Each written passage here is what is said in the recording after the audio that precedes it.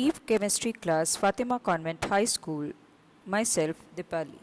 Chapter 2 Is Matter Around Us Pure? Class 9.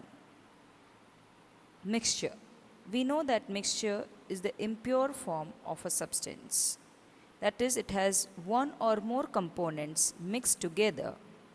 Now, sometimes these components are needed to be or required to be separated to have its better utility. And to do this, we have various techniques. Some simple techniques we have been using if the mixture is heterogeneous and are easily separatable components like handpicking, sieving, winnowing. These are all simple techniques which can easily separate the components of the mixture. The mixture needs to be sometimes purified because it has got impurities, and these impurities can cause a toxic effect if utilized with the impurities. So to remove this, we need to separate various components. Now, depending upon the components, that is the solute and the solvent, there are different techniques used. Let us see which are those techniques. We have learned that most of the natural substances are not chemically pure. Different methods of separation are used to get individual components from a mixture. Separation makes it possible to study and use the individual component of the mixture. Heterogeneous mixture can be separated into their respective constituents by simple physical methods like handpicking, sieving, filtration that we use in our day-to-day life. Sometimes special techniques have to be used for separation of components of a mixture which are either homogeneous or not easily separable. Let us see all these techniques. The first technique we are going to understand is evaporation, about which we have already understood an idea of it in the previous chapter. Now, let us take an example of a blue ink or a black ink. How can we obtain colored component dye from blue or black ink? Take half a beaker with water, put a watch glass on the mouth of the beaker. Put few drops of ink on the watch glass. Now start heating the beaker. We do not want to heat the ink directly. You will see that the evaporation is taking place from the watch glass. Continue heating as evaporation goes on and stop heating when you do not see any further change on the watch glass. Observe carefully and record your observation. So the setup for this activity is something like this. We have a tripod stand, Bunsen burner. This is the tripod stand, the Bunsen burner. Then we have the beaker filled with water.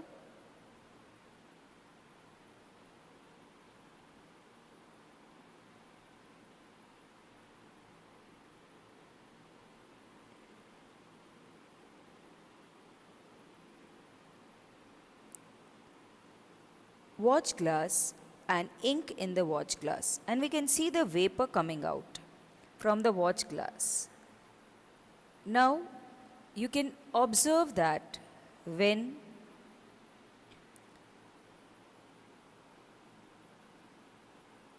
what do you think has got evaporated from the watch glass?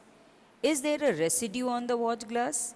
What is your interpretation? Is ink a single substance, pure, or is it a mixture? So you can easily see that water got evaporated and the ink dye was left behind. So it is a mixture. We can find that ink is a mixture of a dye in water. Thus we can separate the volatile component, solvent, from its non-volatile solute by this method. Knowing the kind of components of mixture for separation is very important because these techniques are specific to certain solvents and solutes. Now, what is volatile substance? Volatile substances are substances which can easily evaporate at normal room temperature or just by giving a very little heat. So let us go on making a note regarding these techniques and the type of solvent and solute. So the process here is evaporation, solvent is a volatile substance and solute is a non-volatile substance which is left behind. So that is the dye. In this case, there are many such examples like salt and water, sugar and water, etc. Now let us see one more technique. How can we separate cream from milk? Now we know that cream and milk are colloids. Nowadays, we get full cream, toned and double toned variety of milk packs in a poly pack or a tetra pack in the market.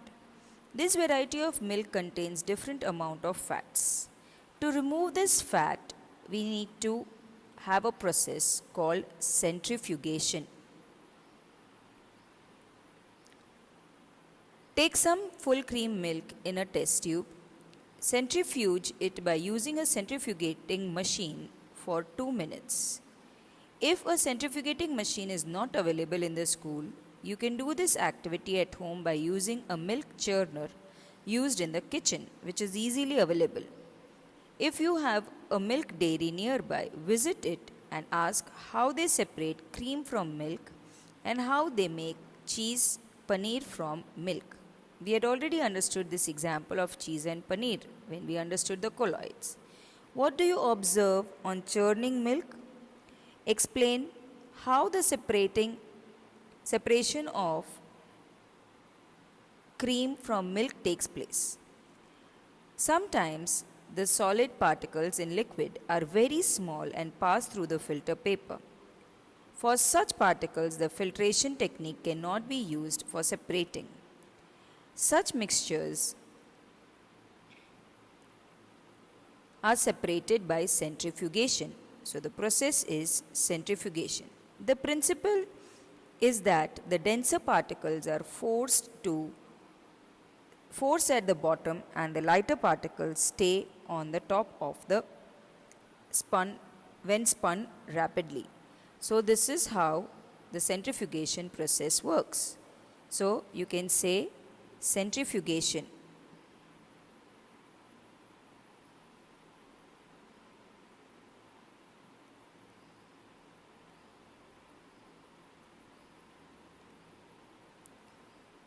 In which a denser particle and a lighter particle, the solvent is denser or heavier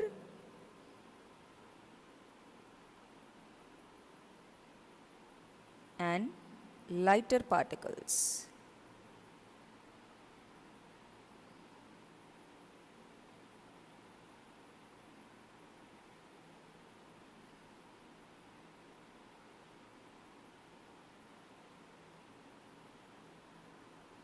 Now let us see the applications of this method.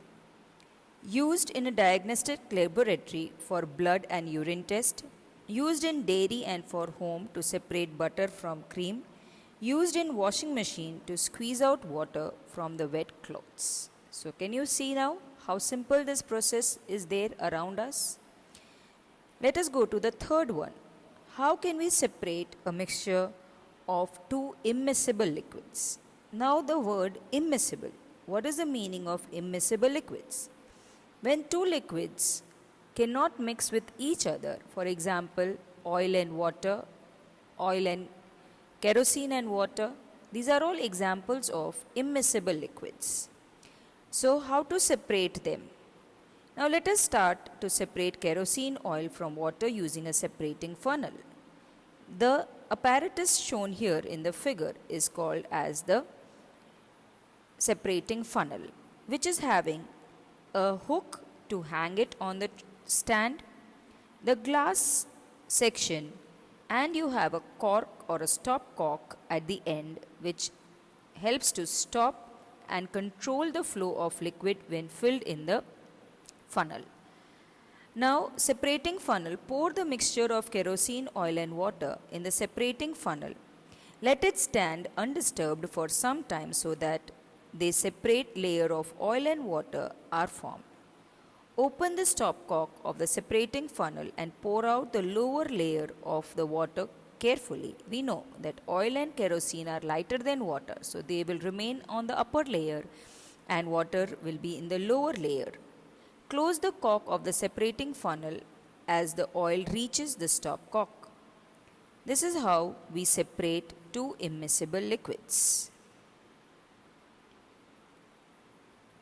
Application: to separate mixtures of oil and water, in extraction of iron from its ore, the lighter slag is removed from the top by this method to leave the molten iron at the bottom of the furnace.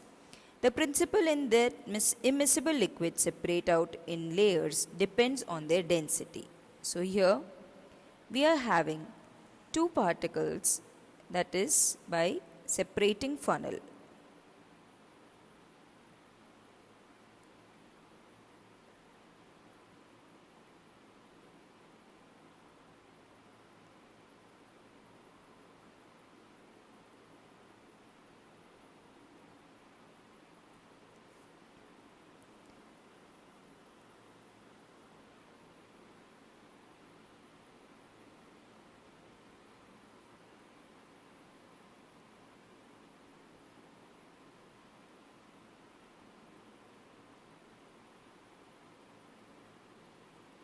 Both are immiscible, means does not mix with each other.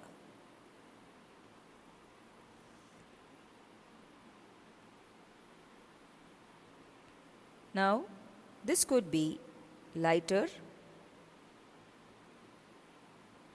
in density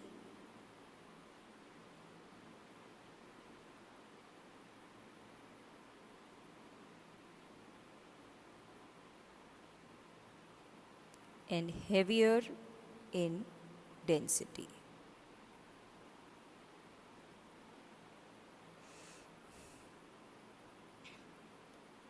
Now let us go to the fourth one. This process is called as sublimation. We know what are sublimating substances. The substances which do not convert into liquid state while conversion from solid to gaseous state directly. We have learnt in chapter 1 that camphor changes directly from solid to gaseous state on heating. So to separate such mixture that are sublimable volatile component from a non-sublimable impurity, the sublimation process is used. For example, of a solid which sublimes are ammonium chloride, naphthalene and anthracene. These are all examples of sublime substances. You can see the setup here. Again we have a tripod stand, burner, a china dish, a mixture of camphor and salt, where camphor is a sublimating substance and salt is a non-sublimating substance. We have an inverted funnel and a cotton plug to close the funnel. When you start heating, the volatile substance, sublimable substance, gets converted into vapor and gets condensed on the surface of the funnel, and the non-volatile substance remains at the bottom in the china dish. So this is how the sublimating substance are separated. This process is called sublimation.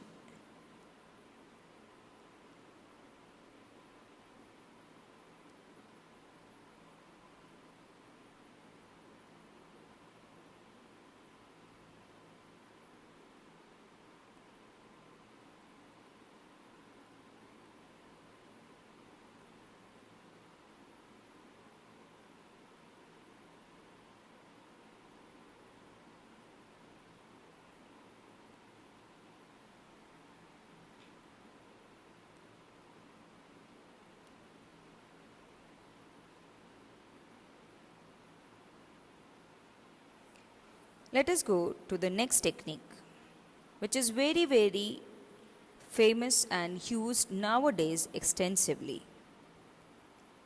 If the dye in black ink a single color, then what to do and how to separate it? Now take a thin strip of filter paper, draw a line on it using a pencil approximately 3 cm above the lower edge. Put a small drop of ink, water soluble, that is, form a sketch pen or a fountain pen at the center of the line. Let it dry. Lower the filter paper into a jar or glass beaker test tube containing water so that the drop of ink on the paper is just above the water level. You don't have to dip the spot into the water. It should be above. Now, as shown in the figure, and leave it undisturbed. Watch carefully as the water rises up on the filter paper. Record your observation. You will see that the drop of ink is also moving upwards along with the water. What do you observe on the filter paper as the water rises on it? Do you think obtain different colors on the filter paper strip? What, according to you, can be the reason for the rise of the colored spot on the strip of paper? The ink that we used has water as the solvent and dye is soluble in it. These are two soluble substances. As the water rises on the filter paper, it takes along with it the dye particles. Usually, a dye is a mixture of two or more colors, and the colored component that is more soluble in water rises faster, and in this way the color gets separated. So, this technique is called as chromatography or paper chromatography because there are various ways of chromatographic techniques. This process of separation of component of a mixture is known as chromatography. Chroma in Greek means color. This technique was first used for separating of colors, so this name was given. Chromatography is the technique used for separation of those solute that dissolve in the same solvent. With it advanced in technique, newer techniques of chromatography has been developed. You will study this chromatography in higher classes. So, you can understand when the two substances solute that dissolves in the same solvent, that is two or more solutes, two or more components are soluble in the same solvents. So you have here as a solute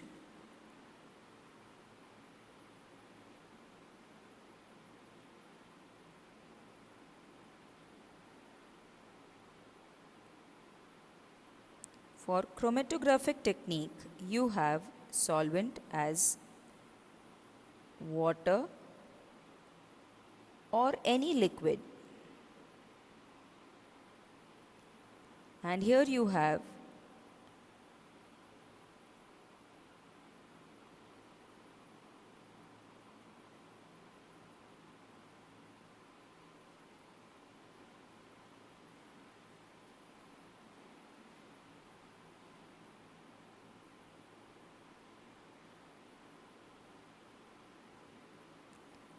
which are soluble in same solvent.